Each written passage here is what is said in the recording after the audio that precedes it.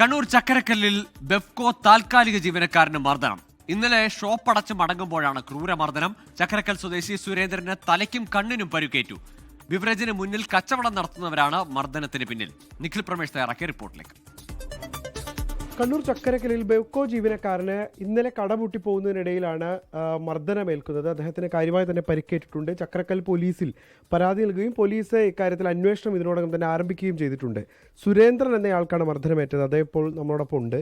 എന്താണ് ഇന്നലെ സംഭവിച്ചത്? ഇന്നലെ ഷോപ്പ് അടച്ചു വരുമ്പോൾ 2 ജീവനക്കാരെ കൂടെ ഞാൻ ഇറങ്ങി വരുന്നതാണ്. അപ്പോൾ താഴെ കടയിൽ കച്ചവടം ചെയ്യുന്ന ഒരാളെ നേതൃത്വത്തിൽ 2-3 ആൾക്കാരെ അവൻ വിളിച്ച് വരുത്തിയിട്ട് തലേ ദിവസം കൗണ്ടറിൽ എന്തോ വിഷയം ഉള്ളതിൻ്റെ പേരിൽ ജീവനക്കാരെ ആക്രമിക്കാനാണ് ഇവർ വന്നത്. അപ്പോൾ ഞാൻ പോയിട്ട് സമാധാനിപ്പിക്കാനാണ് ശ്രമിച്ചത്.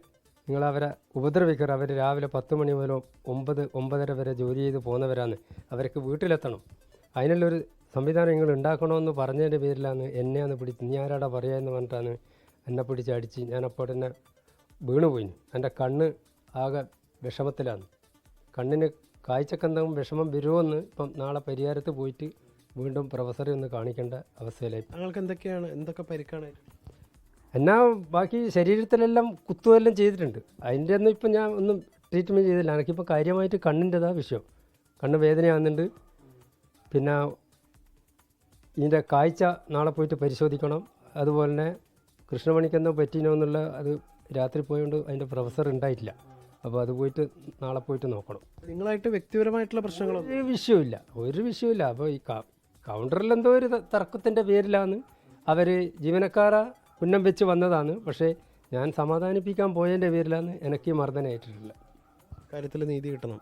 ഈ കാര്യത്തിൽ കൃത്യമായ നീതി കിട്ടണം. അതിന് ബീവറേജസിൻ്റെ ഭാഗത്തു നിന്ന് ഇടപെടലുണ്ടാവുമെന്ന് എനിക്ക് വിശ്വാസമുണ്ട്. അങ്ങനെ നമ്മളെ ബഹുമാനപ്പെട്ട MD എല്ലാ സംരക്ഷണവും തരുമെന്നുള്ള ഒരു ഉദ്ദേശം ഞാൻ മനസ്സിലാക്കുന്നുണ്ട്. എന്തായാലും ഇവരുടെ സംഘടന അടക്കം ഇക്കാര്യത്തിൽ ഇടപെട്ടിട്ടുണ്ട്. ഇദ്ദേഹത്തിന് നീതി കിട്ടണം എന്നുള്ളതാണ് ആവശ്യം. കാരണം ഇത്തരത്തിലുള്ള അതിക്രമങ്ങൾ ഒരുപക്ഷെ അതിന് കണ്ണ് അടയ്ക്കുകയാണെങ്കിൽ അതൊരു തുടർക്കഥയാകാനുള്ള സാധ്യതയുണ്ട്. അത്തരത്തിലുള്ള ഒരു ആശങ്ക കൂടി ഇവരുടെ സംഘടനകളടക്കം വ്യക്തമാക്കുന്നുണ്ട്. നിഖിൽ പ്രമേഷ്, 24 കണ്ണൂർ. ലോകത്തെവിടെയായാലും ഏത് സമയത്തും 24 വാർത്തകളും ഓഗ്മെന്റഡ് റിയാലിറ്റി പാക്കേജുകളും എക്സ്പ്ലെയിനറുകളും വിശദമായി കാണാൻ ഞങ്ങളുടെ YouTube ചാനൽ നിങ്ങൾക്ക് സബ്സ്ക്രൈബ് ചെയ്യാം.